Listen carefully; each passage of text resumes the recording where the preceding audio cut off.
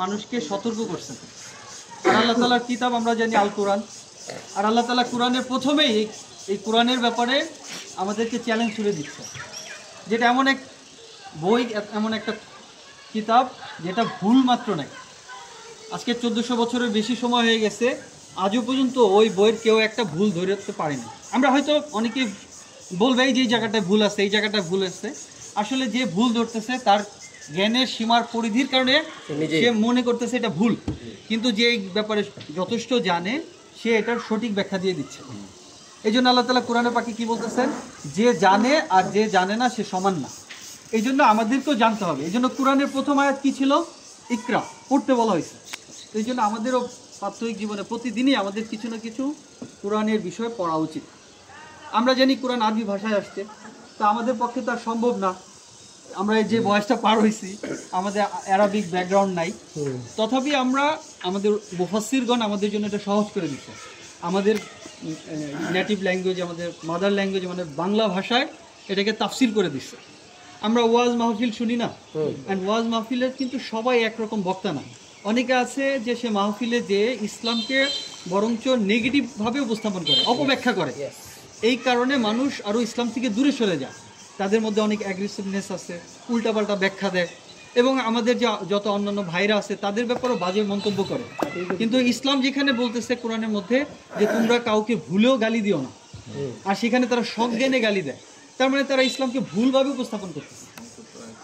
তো এই জন্য আমাদেরকে সঠিক ইসলামকে বুঝতে হইলে আমাদেরকে মানে জগৎ বিখ্যাত সবাই যে তাফসিরটাকে অ্যাকসেপ্ট করছে এরকম একটা তাফসির নিতে হবে। বাজার হাজারো তাফসির আছে, সব তাফসির আমাদের নেওয়া যাবে না। যেটা ওয়ার্ল্ড ওয়াইড সবাই এই তাফসিরটাকে কি বলছে, গ্র্যান্টেড করছে যে না এই তাফসিরটা ভালো, এরকম একটা তাফসির আমার ঘরে থাকা উচিত। আর কোরআনটাকে প্র্যাকটিক্যালি দেখাইছে কি আমাদের নবী হযরত মুহাম্মদ সাল্লাল্লাহু আলাইহি ওয়াসাল্লাম। এই জন্য আমাদের সবার উচিত অন্তত একটা রাসূল সাল্লাল্লাহু আলাইহি ওয়াসাল্লামের জীবনী পড়া। আলহামদুলিল্লাহ আমার একটা জীবনী আমি শেষ করছি, আর একটা জীবনীর চেষ্টা করতেছি। আমার প্রায় 6টা জীবনীর মতো আমার লিস্টে আছে। তো আমরা যদি নবী করিম সাল্লাল্লাহু আলাইহি ওয়াসাল্লামের জীবনীটা আমরা পড়তে পারি, তাহলে আমরা ইসলামকে বুঝতে পারবো। সরাসরি কোরআন থেকে বোঝাটা আমার জন্য অনেক সময় মনে হতে পারে এটা, কারণ আমার জ্ঞানের স্বল্পতার কারণে আমি তো অনেক কিছু জানি না, তো আমার কাছে এটা ভুল মনে হচ্ছে। কিন্তু আমি যদি যখন সিরাত করবো তখন আমার জন্য এটা সহজ হয়ে যায়।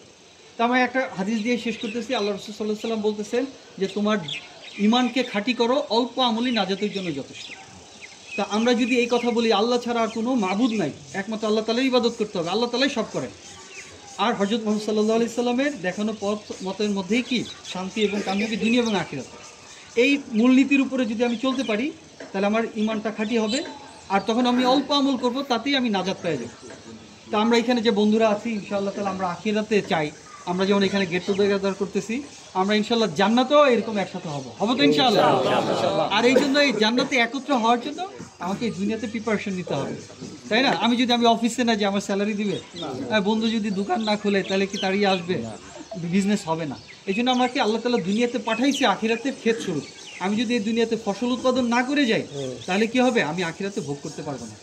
এই জিনিসটা আসলে আমরা সবাই জানি। আমি যে এতটুকুন কথা বললাম, আমার মনে হয় না যে কেউ না জানে, কিন্তু সবাই জানে। আমার শুধু মহসিন একটাই কথা, মনে কর আমাদের এই বন্ধুদের মধ্যে একজন জান্নাতের এ গ্রেডে গেল, জান্নাতুল ফেরদাউসে গেল, আর বাকিরা গেল হচ্ছে 8 নাম্বার গ্রেডে।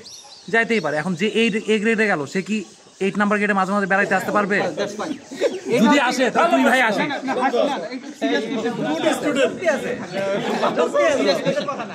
নাফিউর ফর এক্সাম্পল জান্নাতুল ফেরদাউসে গেছে, নাফিউর জান্নাতুল ফেরদাউস গেছে।